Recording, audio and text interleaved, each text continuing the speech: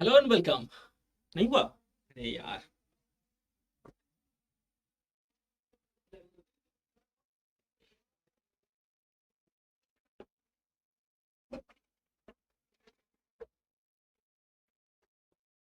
Hello and welcome. I am S के Soni, your chemistry mentor, और एक बार फिर से मैं आप लोगों के समक्ष हाजिर हूँ। और आज क्वेश्चंस नहीं, आज थ्योरी का पोर्शन करेंगे। थ्योरी बहुत इंपॉर्टेंट है और आप सभी लोगों को बहुत ही ज़्यादा मज़ा आने वाला है, क्योंकि इसमें बहुत सारी कहानियाँ भी हैं जिसको आप जानेंगे। और कैसे नहीं, चैप्टर रिवील नहीं करूंगा अभी अभी चैप्टर बताऊंगा कि कौन सा चैप्टर हम पढ़ने वाले हैं। ठीक है, एकदम से नहीं बताने वाला। ऑलराइट, तो हम चैप्टर के ऊपर आते हैं। आज सिर की क्लास है, तो आई रिक्वेस्ट एवरीवन कि आप सभी लोग सबसे पहले तो सेशन को शेयर कर दें। और मतलब जो लोग नहीं आए उनको पता तो चले कि मैं आ गया हूँ, है ना। तो आप सभी लोग सेशन को शेयर कर दें। एंड मैं उम्मीद कर रहा हूँ कि आप सभी लोगों तक मेरी आवाज़ पहुँच रही होगी। और पेन और कॉपी लेके बैठना यार। ठीक है। तो कुछ चीज़ें ऐसी आज, कुछ चीज़ें नहीं, बहुत सारी चीज़ें ऐसी मिलेंगी। ऑफकोर्स अब थ्योरी की क्लास है तो बहुत सारी चीज़ें आप नोट डाउन भी करेंगे, तो नोट डाउन करने के लिए पेन कॉपी तो होना चाहिए। अगर इन केस ऑफ इमरजेंसी आप कहीं और हैं, पेन कॉपी की व्यवस्था नहीं हो पा रही है, तो एक चीज़ आई कैन डू कि मैं साइड हो जाऊंगा और आप स्क्रीनशॉट ले लिया करना। ठीक है, स्क्रीनशॉट ले जाने से आप बाद में नोट्स प्रिपेयर कर पाओगे। Okay, before I start the session I have something to show you, and this is Diwali धमाका ऑफर। दिवाली तो हो गई, लेकिन धमाका अभी तक चल रहा है। ऑलराइट, सो एग्जाम्पल के कोर्सेज पर आपको मिलता है 75% का of. So you can buy courses for just rupees, for just 25% of the price, of the actual price. मतलब 75% की छूट है, मतलब 25% पे आप खरीद सकते हैं। यही मैं कहना चाह रहा हूँ आपको। इट्स वेरी बहुत अच्छा है यार, सीधा सीधा मैं ये कहना चाह रहा हूँ। ठीक है, आप 75% के डिस्काउंट पा सकते हैं। इसके लिए आपको दिवाली 75, ठीक है, दिवाली 75, बड़ी दिवाली के बाद छोटी दिवाली वाला 75 लगाना इसमें। नहीं, छोटी दिवाली मत लगा देना। दिवाली DIWALI 75 अगर आप ये लगाते हैं तो आपको 75% का ऑफ मिल जाएगा। एक बात का याद रखना, ध्यान देना कि ये ऑफर जो है ये कल तक ही वैलिड है। ठीक है, तो ऑफर 27 तक ही वैलिड है, तो इस बात का ध्यान दें। और फटाफट से जो भी कोर्सेज में आप इंटरेस्टेड हैं, you can purchase that course, या फिर आपके किसी मित्र, भाई, बहन, रिश्तेदार, किसी को भी कोई कोर्स परचेज करना है तो यू कैन परचेज, एंड 75% का ऑफ आपको मिल जाएगा। ये ऑफर कल तक वैलिड है, इस बात का ध्यान देंगे। अब आते हैं टॉपिक के ऊपर। हाँ जी भाई, तो टॉपिक हमारा केमिस्ट्री का ही है ऑफकोर्स। ये पिक्चर देख के आपको समझ में आ गया होगा कि केमिस्ट्री ही कुछ है और धुआं धुआं सा हो रहा है। तो we will be dealing with the chapter of atomic structure. Yes, atomic structure chapter होगा जिसके बारे में हम बात करेंगे, विस्तार से बात करेंगे इसके बारे में। आपको बहुत बेसिक से, बहुत शुरुआत से हर एक बात बताएंगे कि what exactly is an atom. Atom क्या है ये समझेंगे, एटम कहाँ से आया, इसकी खोज किसने की, एटॉमिक स्ट्रक्चर की खोज किसने की, मॉडर्न एटॉमिक स्ट्रक्चर इसकी खोज किसने की। एक मिनट, एटॉमिक स्ट्रक्चर और मॉडर्न एटॉमिक स्ट्रक्चर दोनों अलग अलग है क्या? हाँ, आपको बताएंगे कि एटॉमिक स्ट्रक्चर और मॉडर्न एटॉमिक स्ट्रक्चर जो हम कहते हैं तो वो क्या चीज़ है, किसने खोज की, किस तरह से इसका ग्रोथ हुआ। मतलब आप जानते हैं कि चीज़ें एक बार में नहीं आ जाती। कोई पर्टिकुलर टॉपिक है, जैसे एटॉमिक स्ट्रक्चर के बारे में आज जो आप जानते हैं, ठीक है, तो वो एक दिन में तो नहीं खोजा गया होगा। सीरीज ऑफ इवेंट्स होता है। कोई साइंटिस्ट है, किसी ने ढूंढा, फिर आपने सुना डाल्टन एटॉमिक थ्योरी सुना, फिर आप रदरफोर्ड के बारे में जानते हैं, फिर आप जे जे थॉमसन के बारे में जानते हैं, बोर मॉडल के बारे में आप जानते हैं, आपने ये सब सुन रखा है। ठीक है, ऑफ कोर्स ये एक ही दिन में नहीं हुआ होगा, सब अलग अलग समय पे हुआ होगा। तो किस तरह से ये सीरीज ऑफ इंसिडेंसेस हुए हैं उन सबको समझेंगे, एटम के स्ट्रक्चर को समझेंगे, इससे रिलेटेड जितने भी टॉपिक हैं, जिस तरह के सवाल पूछे जाते हैं, उन सब के बारे में विस्तार में बात करेंगे। तो आइए अब कार्यक्रम को स्टार्ट किया जाए। We are dealing with the chapter atomic structure. तो इसमें खास तौर पे हम एटम्स के स्ट्रक्चर की बात करेंगे। मतलब आमतौर पे हम ये बताएंगे कि भाई एटम के अंदर क्या है क्या नहीं है, कहाँ प्रोटॉन होता है, कहाँ न्यूट्रॉन होता है, कैसे कैसे खोजी, उन सब के बारे में विस्तार में बात करते हैं। सबसे पहले बात करते हैं कि व्हाट इज एन एटम। अगर आपसे सवाल ये कोई पूछ ले कि बेटा ये बताओ कि एटम होता क्या है, तो atom is the smallest unit, undivisible unit. ठीक है, एक ऐसा यूनिट जिसको कि आप डिवाइड नहीं कर सकते। ऐसा बिल्कुल बेसिक, जब इनिशियल में डेफिनेशन आया तो वही है कि it is the smallest unit of an element. मतलब इन्हीं से मिल मिलकर कोई भी एलिमेंट अगर आप देखते हैं तो वो इनसे ही मिलकर बने हुए हैं। हालांकि इसके सब एटॉमिक पार्टिकल्स भी हैं, आप जानते हैं। तो इनके बारे में अब बात करेंगे एक एक करके, कैसे कैसे एटम जो है वो ग्रो किया, एटम की जो नॉलेज है कैसे कैसे आती है हमारे पास, और कौन कौन सी चीज़ है जिसको हमें याद रखना है, उसके बारे में बात करते हैं। मुख्य तौर पे एक एटम जो है उसमें बीच में न्यूक्लियस है होता है, ये आप जानते हैं। उसके चारों ओर इलेक्ट्रॉन्स जो है वो रोटेट करते हैं। न्यूक्लियस की अगर बात करें तो न्यूक्लियस में प्रोटॉन और न्यूट्रॉन होते हैं, क्या होते हैं, कैसे होते हैं, सबके बारे में अब बात करना पड़ेगा। अब ये जो चीज है, this is modern atomic structure. इसके बारे में आपको डिटेल में बताने से पहले आपको ये जानना जरूरी है कि एक्चुअल में जो एटॉमिक स्ट्रक्चर है वो कब आया। और आपको ये जानकर थोड़ा सा आश्चर्य हो सकता है कि it was first in 6th century BC, जब महर्षि कनाद, यस महर्षि कनाद ये है वो real father of atomic structure जिनको कहा जाता है, रियल फादर ऑफ एटम्स जिनको कहा जाता है, वो इस महर्षि कनाद, महर्षि कनाद जी ने पहली बार एटम्स के बारे में बताया। ये अच्छी बात है, बिलोंग्स टू इंडिया। और सबसे पहले, अच्छा कब इन्होंने बता दिया एटम्स के बारे में और क्या बताया था, कैसे बताया था, वो बताता हूँ आपको। इन्होंने एटम्स के बारे में 6th सेंचुरी बीसी, समझ रहे हो, 6th सेंचुरी बीसी में ही एटम्स के बारे में इन्होंने बता दिया था। इन्होंने बताया था परमाणु, आपने सुना परमाणु, परमाणु क्या था, परम अणु, ठीक है।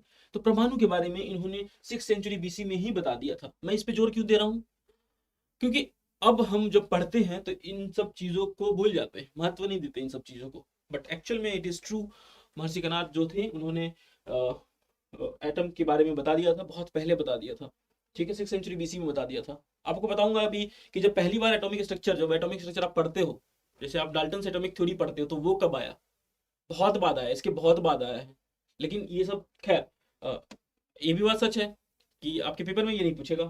सच्चाई यही है कि इन्होंने पहले दी, 6th सेंचुरी बीसी में आया, लेकिन शायद ये पेपर में नहीं पूछेगा। पेपर में खैर जो पूछेगा उसकी बात करते हैं। पेपर में जो पूछेगा वो है जॉन डाल्टन, इनके बारे में पूछ सकता है। तो हम सबसे पहले बात करेंगे डाल्टन्स एटॉमिक थ्योरी की। First we will talk about Dalton's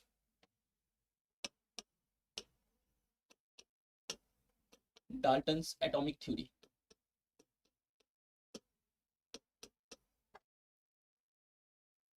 तिरछा सा क्यों जा रहा है, सीधा नहीं हो रहा, नीचे लिखता हूं थोड़ा सा।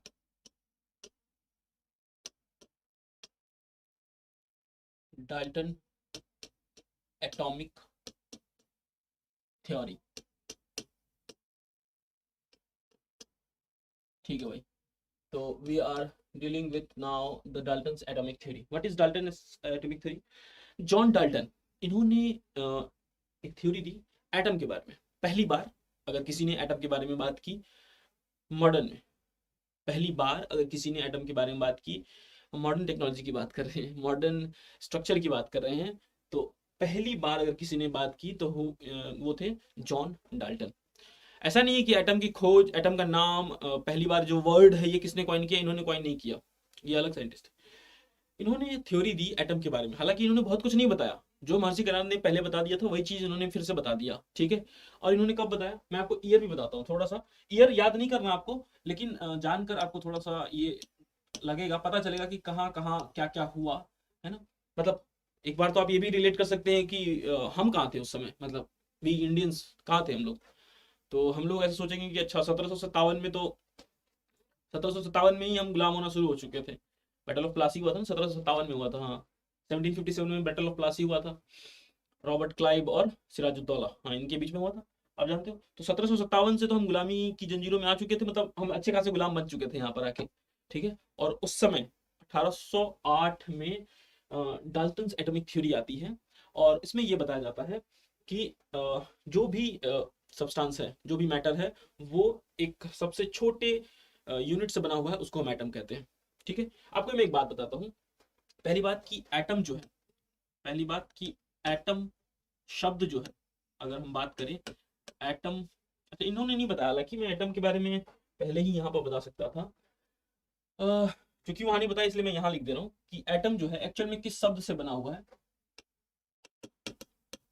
एटम एक शब्द से बना हुआ है जिसको एटोमियो कहते हैं, एटोमियो कहते हैं।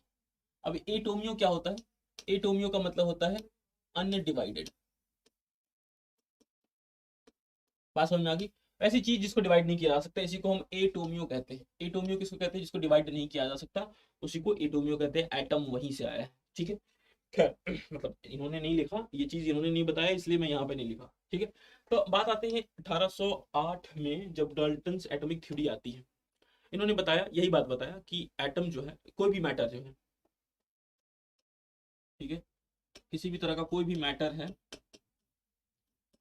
Is made of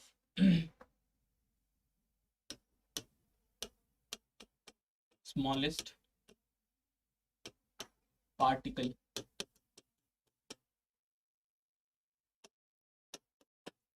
called atom. इन्होंने बस यही बताया और कुछ नहीं बताया। पहली बार इन्होंने बताया कि एटम कुछ है, ठीक है। अच्छा, एटम के अंदर क्या है, प्रोटॉन है, न्यूट्रॉन है, क्या है, इन्होंने कुछ ऐसा कुछ नहीं बताया। इन्होंने बताया एटम है, उसी से मिलकर जितने भी मैटर बने हुए, जितनी भी चीजें बनी हुई है, एटम से जोड़कर ही बने हुए हैं, ठीक है। तो इस यहाँ पर जो सबसे ज्यादा इंपॉर्टेंट, जो महत्वपूर्ण बनता है, वो आपसे ये पूछा जाता है कि पहली बार एटॉमिक थ्योरी किसने दी। तो यहाँ पे आप एक चीज जो बहुत इंपॉर्टेंट है वो ये कि first atomic theory, first atomic theory was given by John Dalton,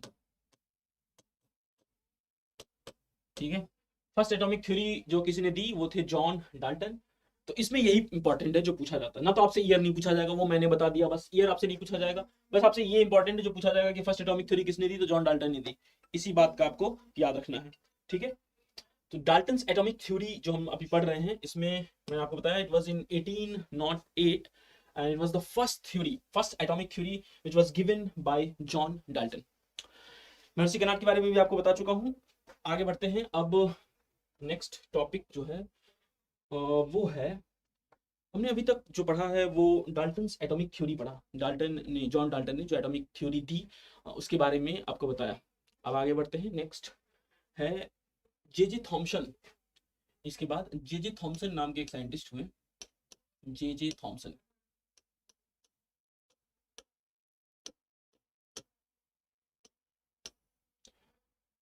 हाँ भाई, जे जे थॉम्सन ने एक मॉडल दिया। जे जे थॉम्सन जो साइंटिस्ट थे, उन्होंने एक मॉडल दिया। और इनके मॉडल की खासियत पे आने से पहले मैं ये बताना अच्छा समझता हूँ कि ये कब आया। इससे एक चीज मैं बताना चाहूंगा, ये कब आया, ये थ्योरी कब आई। ये आई 1898 में, 1898 में ये थ्योरी आई। मतलब हम अभी भी गुलामी थे ठीक है। 1898 में आई। अच्छा, डाल्टन से एटॉमिक थ्योरी कब आई थी? 1808 में आई थी, 90 साल बाद। तो मतलब 90 साल तक हम यही मान रहे थे कि बस छोटे से एटम से बना हुआ है, सब कुछ जो एटम से बना हुआ है, यही मान रहे थे हम 90 साल तक। 90 साल तक हम यही मान रहे थे कि कुछ नाम प्रोटॉन के बारे में जान रहे थे, न्यूट्रॉन के बारे में किसी कोई जानकारी थी ही नहीं कि इसके अंदर इलेक्ट्रॉन है, प्रोटॉन है, न्यूट्रॉन है, ये नहीं जान रहे थे। ऐसे चल रहा था ये 1898, ठीक है। ओके, तो ऑलराइट, तो एक मिनट, कोई डिस्टर्ब कर रहा है ठीक है भाई। हम बात कर रहे हैं जे जे थॉम्सन की। और थॉम्सन ने जो एटॉमिक मॉडल दिया, थॉम्सन, जे जे थॉम्सन, इन्होंने जो एटॉमिक मॉडल दिया ये पहले बात मैंने बता दिया कि 1898 में इन्होंने ये बात बताई। और इनके मॉडल का नाम क्या था वो इंपॉर्टेंट है। इस मॉडल को प्लम पुडिंग मॉडल नाम से भी जाना जाता है। प्लम पुडिंग मॉडल, इसको हम प्लम पुडिंग मॉडल के नाम से भी जानते हैं, पहला नाम। इसके अलावा हम इसको वाटरमेलन, ठीक है, इसको हम वाटरमेलन मॉडल के नाम से भी जानते हैं। Clear? Plum pudding model, watermelon model, ये दो नाम हैं जिससे ये चर्चित है। प्लम पुडिंग मतलब खीर को कहा जाता है बेसिकली, ठीक है। तो ऐसा नाम क्यों आया पहले उसको समझते हैं। प्लम पुडिंग ऐसा, देखिए इन्होंने क्या कहा। अच्छा, वाटरमेलन से तो जल्दी समझ जाओगे आप। वाटरमेलन क्या है? तरबूज। तरबूज कैसा होता है? तरबूज में आप देखते हो कि लाल लाल लाल लाल पूरा तरबूज, उसमें बीच में काले काले काले काले, बीच बीच में कहीं कहीं पे बीज होते हैं तरबूज के। मतलब इसको मैं अगर ऐसे आपको दिखाना चाहूँ कि तरबूज एक्चुअल में कैसा होता है, तो आप समझ पाएंगे इस बात को कि तरबूज सपोज ये है जो आपने काटा है, ठीक है, ऐसा ही होता है लगभग लगभग। हाँ जी, चलो, है ये तरबूज क्लियर। अब देखो, इसमें बीच बीच में जो बीज होते हैं, छोटे छोटे बीज होते हैं, यहाँ पे बीज होते हैं, ये बीज होते हैं, ठीक है। तो ऐसा कुछ मॉडल इन्होंने दिया। इस मॉडल में खास क्या है, इस मॉडल में खास इन्होंने ये बताया कि एक्चुअल में बताया कि जो एटम जिसको हम समझ रहे हैं कि स्मॉलेस्ट पार्टिकल है, एक्चुअल में उसके अंदर भी कुछ है। उसके अंदर क्या है, उसके अंदर है कुछ पॉजिटिव चार्ज, कुछ नेगेटिव चार्ज, और जो पॉजिटिव चार्ज और जो नेगेटिव चार्ज है उसका जो डिस्ट्रीब्यूशन है वो कुछ इस प्रकार से है, या फिर इस प्रकार से है। इस प्रकार से मतलब जो वाटरमेलन होता है, जो तरबूज होता है, तो तरबूज में क्या होता है कि लाल लाल लाल, पूरा पूरा लाल लाल लाल, बीच में काला काला काला काला सा इम्बेडेड है, ठीक है। इन्होंने भी यही सेम थ्योरी दी, सेम चीज कहा कि भाई एटम के अंदर कुछ पॉजिटिव चार्ज है, कुछ नेगेटिव चार्ज है, ठीक है। तो वो कैसे हैं, तो जैसे वाटरमेलन होता है वैसे ही होते हैं। या फिर प्लम पुडिंग, प्लम पुडिंग मतलब एक तरह का खीर होता है, जैसे यहाँ पे है ये। तो उसमें देखो, ये पुडिंग मतलब खीर है, और उसपे जो है इस तरह से है, मतलब ये खीर, खीर के ऊपर वो कुछ ड्राई फ्रूट्स अपन डाल देते हैं ना, ये किशमिश काजू ऐसा, तो वो चीज़ है, ठीक है। अब इसमें इनका कंक्लूजन क्या था, इन्होंने कहा क्या, इन्होंने जो कंक्लूड किया वो ये कि पॉजिटिवली चार्ज, जो लाल रंग के तरबूज में जो लाल लाल है वो पॉजिटिवली चार्ज है, ठीक है। उन्होंने कहा कि पॉजिटिवली चार्ज जो है, positive charge is evenly distributed, ठीक है, positive charge is evenly distributed, ठीक है। और साथ में उन्होंने ये भी कहा थ्रू आउट द मैटर, ऐसे लिख देते हैं, थ्रू आउट द एटम। पहला तो इन्होंने ये कहा, और दूसरा उन्होंने कहा कि negative charge is embedded on it, ठीक है। जैसे तरबूज में होता है वैसे ही पॉजिटिव चार्ज, लाल लाल लाल जितने भी पॉजिटिव चार्ज है और उसके ऊपर इम्बेड किया गया है नेगेटिव चार्ज को, ठीक है। तो पॉजिटिव एंड नेगेटिव चार्ज आज इम्बेडेड, इसी को हम प्लम पुडिंग मॉडल भी कहते हैं, ठीक है। और ये इंपॉर्टेंट है, वाटरमेलन मॉडल भी कहते हैं, ठीक है। और आपको सिर्फ जो क्वेश्चन पूछा जाता है कई बार ऐसे भी पूछ सकता है सिर्फ और सिर्फ कि जे थॉमसन, या फिर ऐसे पूछ सकता है कि प्लम पुडिंग मॉडल जो किसने दिया, क्या डाल्टन ने दिया, क्या जे थॉमसन ने दिया, क्या रदरफोर्ड ने दिया, इस तरह से सवाल बन सकता है, ठीक है। तो इस बात के लिए तैयार रहें। ऑलराइट, तो हमने अभी तक का क्या पढ़ा है, हमने अभी तक पढ़ा है कि सबसे पहले तो हमने बताया कि भाई 6th सेंचुरी बीसी में महर्षि कर्नाड थे, उन्होंने कुछ एटम के बारे में बताया जिसको परमाणु उन्होंने कहा, ठीक है। 1808 में डाल्टन्स एटॉमिक थ्योरी आती है। इन्होंने बस ये बताया कि जितने भी मैटर है वो बहुत छोटे छोटे पार्टिकल से मिलकर बने हुए हैं और उसको हम एटम कहते हैं, स्मॉलेस्ट यूनिट जो है वो एटम है, इन्होंने कहा, ठीक है। इसके बाद हमने पढ़ा 1898 में, अच्छा ईयर वगैरह मैं ऐसे बोल रहा हूँ बट जरूरी नहीं कि आप याद रखें, ठीक है। 1898 में जे थॉमसन आते हैं और उन्होंने एक मॉडल दिया, उन्होंने बताया कि एटम जो है उसके अंदर भी कुछ है, और वो क्या चीज़ है, कुछ पॉजिटिव चार्ज है, कुछ नेगेटिव चार्ज है। पॉजिटिव चार्ज जो है वो इवनली डिस्ट्रीब्यूटेड है, ठीक है, जितने भी पॉजिटिव चार्ज है इवनली डिस्ट्रीब्यूटेड है, और जो नेगेटिव चार्ज है वो इम्बेडेड है, ठीक है, इम्बेडेड, ये negative charge negative charge negative charge जो है इम्बेडेड है। बात समझ में आ गई। तो इसको प्लम पुडिंग में अगर कंपैरिजन करें तो जो पॉजिटिवली चार्ज है उसको हम पुडिंग कह रहे हैं, खीर जो है वो पॉजिटिवली चार्ज है। नेगेटिवली चार्ज कौन सा है, प्लम है, जो ये इसमें बीच बीच में ये जो दिया हुआ है ना, जैसे चॉकलेट, कुछ चॉकलेट फ्लेवर का इन्होंने कुछ मिला दिया, ठीक है। तो ये जो चीज़ है, ये जो है ये पुडिंग है, समझ में आ गई। प्लम है, प्लम, ये प्लम है, जो ड्राई फ्रूट्स वगैरह आप ऊपर से दे देते हैं वो, ठीक है। ये बस समझाने का तरीका और कुछ नहीं है। आगे बढ़े। ऑलराइट, तो ये था जे थॉमसन के द्वारा दिया गया मॉडल। सारे मॉडल्स को आपको समझना है, और अब आती है बारी बहुत ही महत्वपूर्ण, रदरफोर्ड के बारे में। रदरफोर्ड ने भी एक एटम का मॉडल दिया, तो हम उसी की बात करेंगे, Rutherford model of atom. Rutherford model of atom,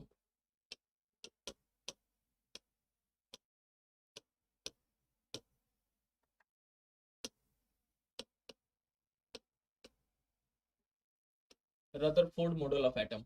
Rutherford साहब ने एटम के मॉडल दिए, और इन्होंने थोड़ा सा मतलब बहुत, आज जो हम जिस थ्योरी को मानते हैं तो ये बहुत ज़्यादा उसके क्लोज होने वाला है। आज जिस चीज़ को हम मानते हैं कि भाई हम जानते हैं कि एटम्स के अंदर न्यूक्लियस होता है, न्यूक्लियस के अंदर जो है पॉजिटिव और नेगेटिव चार्ज होते हैं, प्रोटॉन और न्यूट्रॉन होते हैं, उसके चारों ओर इलेक्ट्रॉन घूमी घूमी करते हैं। ये जो चीज़ जो आज बहुत हद तक हम मानते हैं, तो वो रदरफोर्ड ने दिया। ठीक है, अब रदरफोर्ड ने क्या कहा उसके बारे में आप समझते हैं। ये इमेज आप देख रहे हैं, ये रदरफोर्ड एटॉमिक मॉडल है, स्ट्रक्चर ऑफ एटम जो रदरफोर्ड साहब ने दिया वो कुछ ऐसा ही दिया। उन्होंने एक्सपेरिमेंटली इस चीज को चेक किया पहले, इन्होंने ऐसे नहीं दिया, एक्सपेरिमेंटली इस चीज को साबित किया कि ऐसा ही है।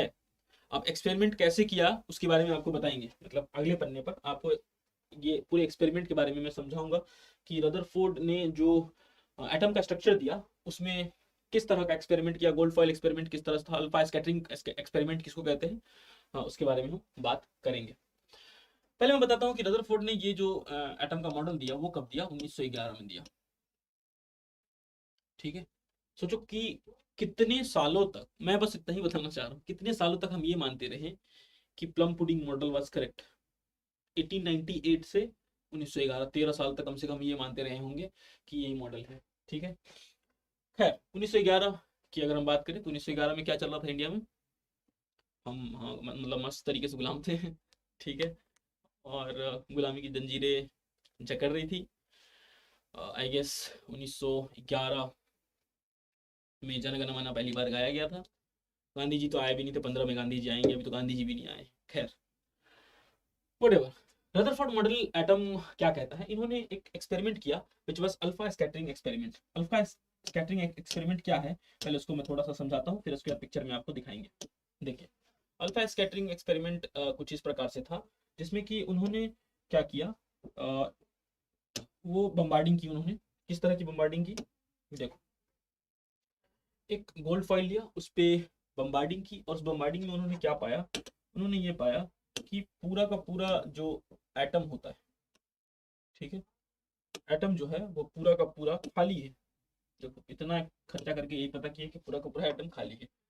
उन्होंने कुछ रेज को जब पास किया थ्रू द एटम, उन्होंने ये पाया कि कुछ रेज जो है वो अनडेविएटेड पास कर जाते हैं, उनको कोई किसी तरह की कोई समस्या नहीं होती, अनडेविएटेड वो पास कर जाते हैं। Most of the rays get pass through the atom without any deviation. उन्होंने यही पाया कि मोस्ट ऑफ द एटम्स जो है, मोस्ट ऑफ द रेज जो है वो पास कर जा रही हैं विदाउट एनी डेविएशन, किसी तरह का कोई डेविएशन नहीं होता, और एटम के थ्रू वो पास कर जाते हैं।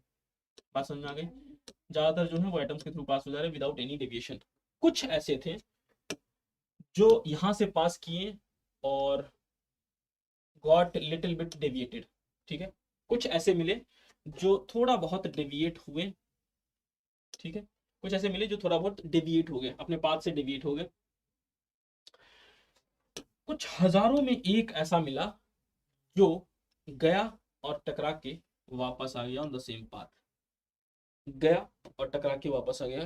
कुछ हजारों में एक था वैसा, 2000 में एक कोई ऐसा था जो वापस आ जा रहा था। उन्होंने इस चीज को कंक्लूड किया, उन्होंने इसी चीज को कंक्लूड किया कि एटम जो है, ये जो एटम है ये पूरा का पूरा खाली है, मतलब एटम का मोस्ट ऑफ द पोर्शन जो है वो खाली है। इसमें जो बीच में है, बीच में एक चीज है जिसको न्यूक्लियस कह रहे हैं, इसमें कुछ पॉजिटिव चार्जेस है, ऐसा उन्होंने कहा कि there are some positive charges.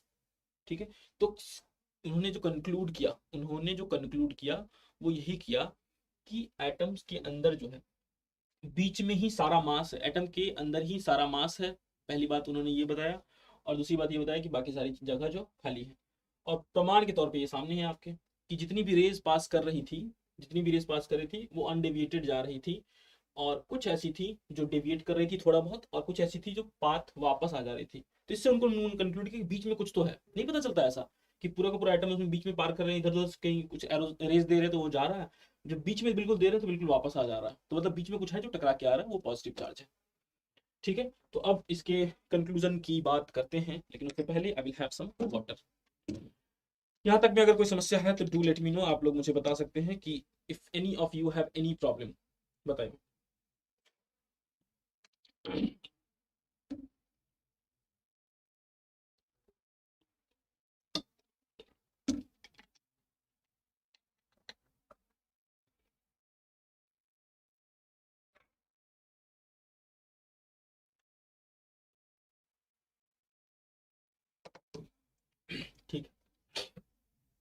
अब हम आगे बढ़ते हैं।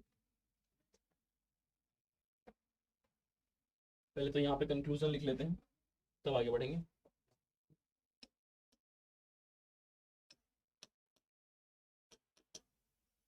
कंक्लूजन क्या है? पहला कंक्लूजन दोनों ने दिया कि most of the space of an atom is empty. ठीक है, ज्यादातर स्पेस जो है एटम के वो एम्प्टी है, ये उन्होंने फर्स्ट कंक्लूजन दिया, most of the space of the atom is empty. ठीक है, नेक्स्ट सेकंड कंक्लूजन दिया। सेकंड कंक्लूजन ये था कि positive charge and the mass of atom is, mass of the atom की जगह most of the mass, maximum mass या most of the mass of the atom ऐसा कह सकते हैं। Positive charge and maximum mass is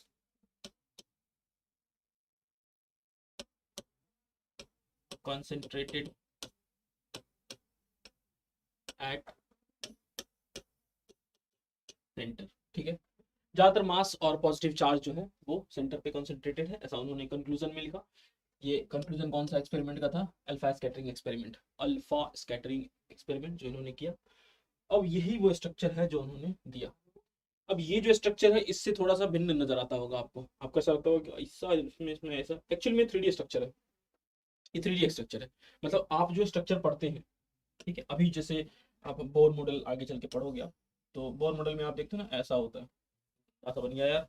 देखो मैं ये बताना चाह रहा हूँ कि जैसे बोर मॉडल पढ़ते हो तो उसमें आप ऐसे पढ़ते हो ना कि एक इस तरह का कुछ है, क्लियर, और इसके चारों ओर भी इस तरह से कुछ है। अभी मैं सही करता हूँ इसको, ठीक है। तो आप जो अभी पढ़ते हैं कि इलेक्ट्रॉन जो है इसके चारों ओर घूमी घूमी कर रहा है, इलेक्ट्रॉन जो है इसके चारों ओर घूमी घूमी कर रहा है, ठीक है, ये जो आप पढ़ते हैं, तो आप तो ऐसा स्ट्रक्चर देखते हो, बीच में एक ऐसा देखते हो, ठीक है, आप लिखते हो कि हाँ ठीक है भाई बीच में प्रोटॉन है, न्यूट्रॉन है, ऐसा है, इलेक्ट्रॉन चारों तरफ घूम रहे हैं, इस तरह का स्ट्रक्चर देखते हो। तो है तो यही स्ट्रक्चर, मैं कह रहा हूँ कि रदरफोर्ड ने भी लगभग यही बताया। अब अंतर क्या आता है, जब आप इस फोटो को देखते हैं, जब आप इस पिक्चर को देखते हैं, आपको लगता है ये ऐसा बताया उसने, ऐसा बताया। एक्चुअल में वो 2D में आपको दिखाया जा रहा है, 2D में एक ही एक्सिस के ऊपर, एक ही प्लेन के ऊपर वो घूम रहा है, एक ही प्लेन के ऊपर वो घूम रहा है। एक्चुअल में तो एक ही प्लेन पे नहीं घूमेगा, इलेक्ट्रॉन जो रैंडमली बहुत सारे प्लेन्स पे घूमते हैं, ठीक है। तो 3D पिक्चर जो है ये 3D पिक्चर में दर्शाने की कोशिश की गई है। इस तरह से अलग अलग प्लेन में इलेक्ट्रॉन घूम रहे होंगे ना, ऐसा थोड़ी कि एक ही प्लेन में इलेक्ट्रॉन ऐसे ऐसे गोल गोल घूम रहे होंगे, अलग अलग प्लेन में इलेक्ट्रॉन जो है वो गोल गोल घूम रहे होंगे, उसी को यहाँ दर्शाया गया है, ठीक है। और ये जो बीच में है दिस इज न्यूक्लियस, तो आप देख सकते हैं ये बीच में न्यूक्लियस है, न्यूक्लियस में कुछ जो है, ये तो न्यूक्लियस हो गया, इसमें कुछ प्रोटॉन होंगे, कुछ न्यूट्रॉन होंगे, और इलेक्ट्रॉन्स जो है ये इस तरह से इलेक्ट्रॉन घूम रहे हैं, ठीक है। मतलब इलेक्ट्रॉन ये जो है तो इस तरह से ऐसे ऐसे ऐसे ऐसे ऐसे ऐसे ऐसे ऐसे ऐसे करके ये घूम रहा होगा इस तरह से, तो ये इलेक्ट्रॉन्स है, ठीक है। So this was Rutherford model of atom, 1911 में ये दिया गया। अब आप समझ गए होंगे कि क्या है रदरफोर्ड मॉडल ऑफ एटम, किस तरह से ग्रोथ हुआ, किस तरह से हम चीजें जानते गए, वो चीजें आपको मैंने बता दी। ये वही एक्सपेरिमेंट है जिसके बारे में बात की जा रही है, अल्फा स्कैटरिंग एक्सपेरिमेंट कहते हैं इसको, अल्फा स्कैटरिंग। क्या हो गया इसको, देखो, अल्फा स्कैटरिंग एक्सपेरिमेंट, क्लियर।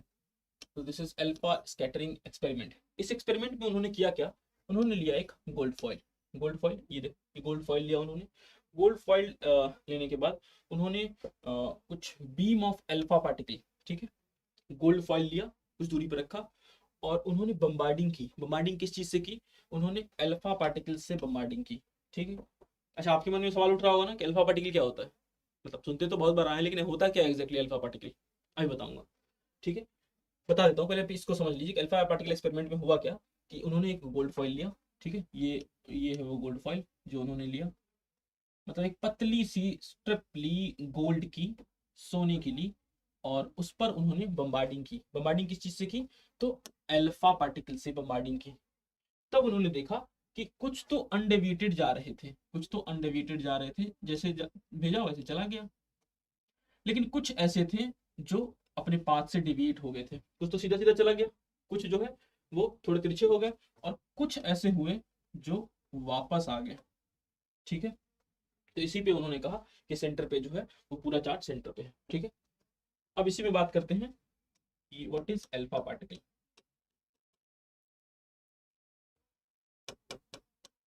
ठीक है, तो अल्फा पार्टिकल क्या होता है, अब इसके बारे में आपको बताते हैं। आप एक बात बताओ, छोड़ो, ये बताओ कि हीलियम में क्या होता है। अगर मैं बात करूं हीलियम की, तो आप जानते हैं कि इसमें दो प्रोटॉन होंगे। हीलियम की अगर मैं बात करूंगा तो दो प्रोटॉन, दो न्यूट्रॉन और दो इलेक्ट्रॉन होंगे।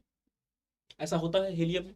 अगर हीलियम के दोनों इलेक्ट्रॉन को मैं निकाल दूं, अगर हीलियम के दोनों इलेक्ट्रॉन को मैं निकाल दूं, यानी कि He++ मैं बता दूं, इसको बना दूं, अगर हीलियम प्लस प्लस बना दूं, He++ अगर बना दूं, तब हमारे पास क्या बचेगा? हमारे पास बचेगा दो प्रोटॉन और दो न्यूट्रॉन। ठीक है, दो प्रोटॉन और दो न्यूट्रॉन बनेगा। इसी को हम अल्फा पार्टिकल कहते हैं। हाँ, इसी को कहते हैं। हाँ भाई, इसी को कहते हैं। ठीक है, अल्फा पार्टिकल इसी को कहते हैं। बात समझ में आ गई? This is alpha particle. तो He++ जो है उसी को हम अल्फा पार्टिकल कहते हैं। नाम थोड़ा सा ऐसा है कि जैसे कई बार अल्फा पार्टिकल क्या होता है, यही होता है अल्फा पार्टिकल। ठीक है, मतलब दो प्रोटॉन है, दो न्यूट्रॉन है, उसी को हम अल्फा पार्टिकल कह रहे हैं। ठीक है भाई, चलो अब आगे बढ़े।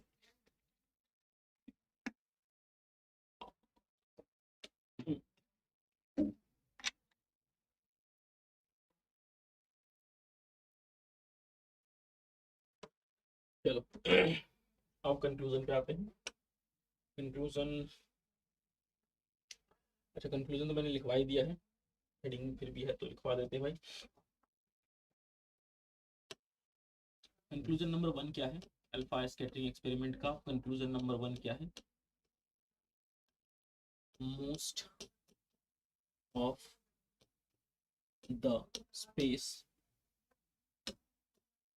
most of the space of an atom is empty। ज्यादातर स्पेस जो है एटम का वो एम्प्टी है, ये पहला कंक्लूजन। और ये दूसरा कंक्लूजन क्या है कि most of the mass and positive charge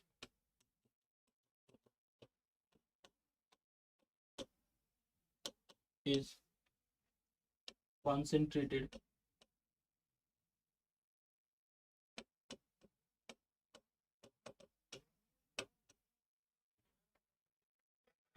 at the center। ठीक है, अब इसी चीज को मैं आपको बताता हूँ कि एक्चुअल में क्या क्या चीज है अपने पास। वी हैव ये एटम। ठीक है, एक तो हमारे पास क्या है, ये एटम। दूसरा अपने पास क्या है, इसके अंदर है न्यूक्लियस। ठीक है, अब देखिए ध्यान से कि आपको क्या क्या याद रखना है।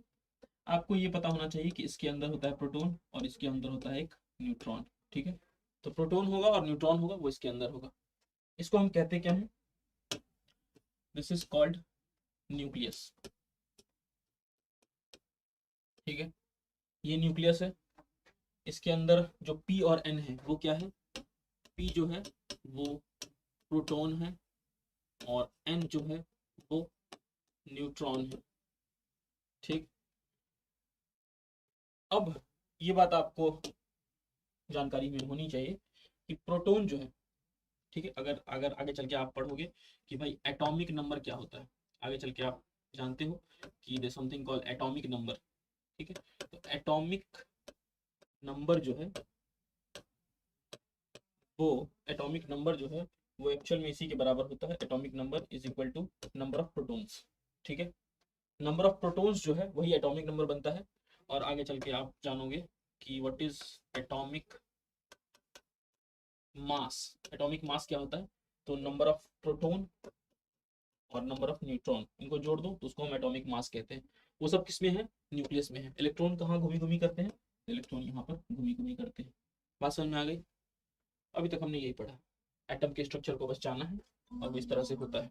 ठीक है, अब आगे बढ़ते हैं नेक्स्ट टॉपिक के ऊपर। What is next topic?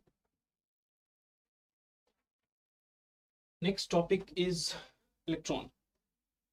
Who actually discovered the electron? Electron, proton और न्यूट्रॉन, इन सब की डिस्कवरी के ऊपर क्वेश्चन पूछा जाता है कि who actually discovered electron, who actually discovered proton और न्यूट्रॉन, इसके बारे में अभी बात करेंगे। अभी तक हमने एटॉमिक स्ट्रक्चर जो देखा, जिसमें कि सबसे पहले हमने डाल्टन्स एटॉमिक थ्योरी पढ़ी, तो उससे जो क्वेश्चन बनता है वो मुख्य तौर पे ये क्वेश्चन बनता है कि who was the first to give the first atomic theory, and he was John Dalton. John Dalton ने फर्स्ट एटॉमिक थ्योरी दी। उसके बाद जो आता है नेक्स्ट, वो जे थॉमसन ने दी। जे थॉमसन के बारे में जो क्वेश्चन पूछा जाता है कि ही गिव कौन सा model, plum pudding model. Next इसके बाद हमने पढ़ा रदरफोर्ड मॉडल। रदरफोर्ड मॉडल में हमने देखा कि अल्फा स्कैटरिंग एक्सपेरिमेंट उन्होंने किया, उसमें अल्फा पार्टिकल से बम्बार्डिंग की ऑन गोल्ड फॉइल, और इससे हमें पता चल गया कि we have a nucleus inside an atom.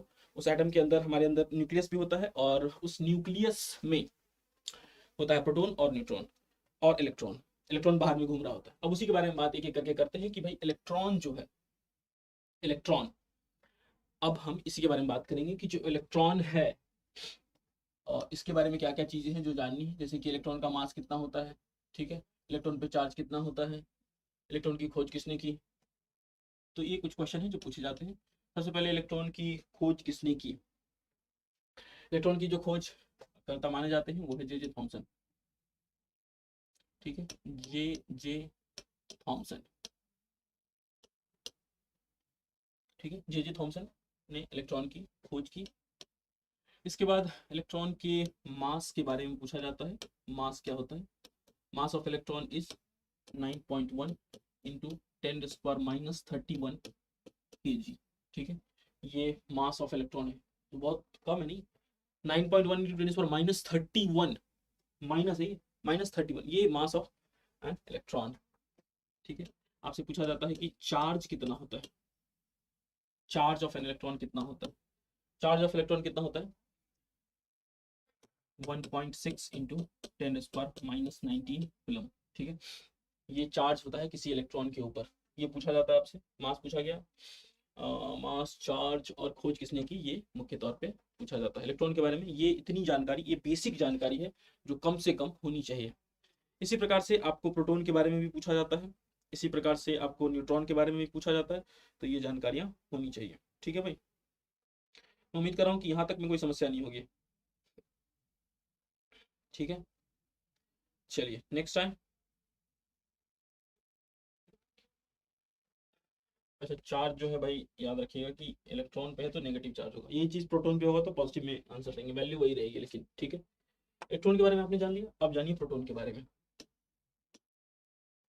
ये थोड़ा सा कंफ्यूजिंग है। कंफ्यूजिंग इसलिए क्योंकि परीक्षा में कई बार अलग अलग किताबों में भी अलग आंसर मिलेगा, और आपको मैं दोनों नाम बता देता हूँ। एक्चुअल में जब प्रोटॉन की खोज की बात आती है तो यू हैव टू नेम्स, और जो दो नेम हैं वो एक तो है, वो है रदरफोर्ड, ठीक, और एक नाम आएगा गोल्डस्टीन। ठीक है, तो ये दो नाम हैं जो बार बार कंफ्यूज करते हैं। ठीक है, मतलब एग्जाम में भी कई बार ऐसा देखा गया है कि किसी किसी एग्जाम में ऑप्शन में गोल्डस्टीन नाम आता है, कभी रदरफोर्ड आता है। तो सही मायने में आपको बता देता हूँ कि डिस्कवरी इन्होंने की। मतलब अगर आपसे पूछता है कि प्रोटॉन की खोज किसने की, तो गोल्डस्टीन ने ही की। लेकिन नाम किसने दिया, नेम, ठीक है, नाम किसने दिया, तो वो रदरफोर्ड ने दिया। तो ये एक ऐसी बात है जो कई बार परीक्षा में कंफ्यूज करता है। तो किस तरह से ऑप्शन आएंगे वो भी मैं बता देता हूँ। जैसे मान लो कि अगर ऑप्शन में दोनों दिख गया, ये तो हो सकता है कि दोनों दिख जाए तो कोई एक दिखे। अगर आपको दोनों दिख गया ऑप्शन में, आप पूछा है कि हु डिस्कवर्ड प्रोटॉन, तो आप गोल्डस्टीन बताएंगे। ठीक, अगर आपसे कोई पूछता है कि हु डिस्कवर्ड प्रोटॉन और आपको नाम गोल्डस्टीन का देता ही नहीं है, अगर ऑप्शन में रदरफोर्ड है, गोल्डस्टीन है ही नहीं, तो हम लोग फिर रदरफोर्ड पे जा सकते हैं। ठीक है, और और क्या, गोल्डस्टीन ही सिर्फ होगा, रदरफोर्ड होगा end of course Goldstein, Goldstein को देंगे। ठीक है, मतलब गोल्डस्टीन सिर्फ होगा तो गोल्डस्टीन, दोनों होगा तो भी गोल्डस्टीन, और अगर गोल्डस्टीन नहीं होगा तब रदरफोर्ड। ठीक है, कई बार ऐसे एग्जाम में हुआ है कि गोल्डस्टीन दिया ही नहीं है, ऑप्शन में है ही नहीं, तो उस तरह से वहां पर फंसने से बेटर है कि हम नाम रदरफोर्ड का देते हैं। ठीक है, इसके अलावा इससे आपसे मास पूछा जाता है इसका, कि मास ऑफ प्रोटॉन क्या होता है। तो जो मास ऑफ प्रोटॉन होता है वो 1.673 इंटू 10⁻⁻27 kg। अब देखना ध्यान से देखना आप, मैंने जब इलेक्ट्रॉन का मास बताया था आपको, तो इट वाज -31। ठीक, अभी यहाँ कितना है, -27, मतलब लगभग 1000 गुना ज्यादा है। अगर हम प्रोटॉन के मास की बात करें तो ये लगभग 1000 गुना ज्यादा है, मतलब 1000 गुना के रेंज में है। ठीक है, इसीलिए कहा जाता है, जब मैंने कहा था ना कि कंसंट्रेट, जो सारा मास है वो कंसंट्रेट होता है सेंटर न्यूक्लियस पे कंसंट्रेट है, क्योंकि प्रोटॉन तो इसी में पाया जा रहा है, इलेक्ट्रॉन का मास ही कितना है, 1000 गुना कम है। बात समझ में आ गई। इसके अलावा हम क्या देख सकते हैं, मास देख लिया, डिस्कवरी देख ली, आपको चार्ज ये पता होना चाहिए कि चार्ज कितना होता है। ठीक है, तो किसी प्रोटॉन पे चार्ज कितना होगा, भाई प्रोटॉन पे चार्ज जो होगा वो वही होगा जो इलेक्ट्रॉन पे था, 1.6 इंटू 10⁻⁻19 कूलम।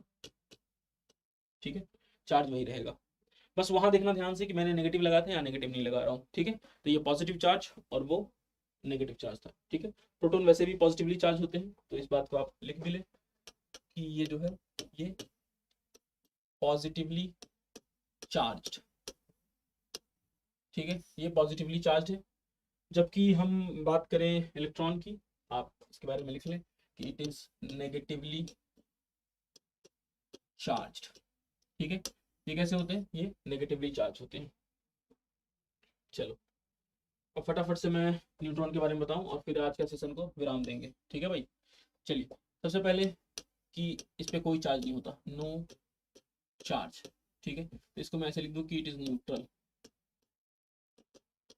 ठीक, इसकी खोज किसने की, ये पूछा जाता है।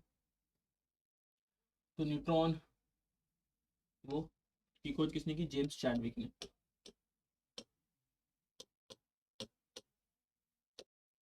ठीक है, इसमें कोई विवाद नहीं है, तो जेम्स चैडविक है न्यूट्रॉन की खोज करता। इसके अलावा इसके बारे में पूछा जाता है कि इसका मास कितना है, तो इट इज 1.675 इंटू 10⁻⁻27 kg है।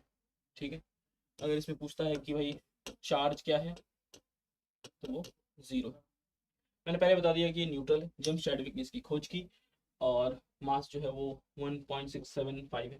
देखो थोड़ा सा का अंतर है, यहाँ पे 1.673 है ना, और यहाँ पे 1.675 है।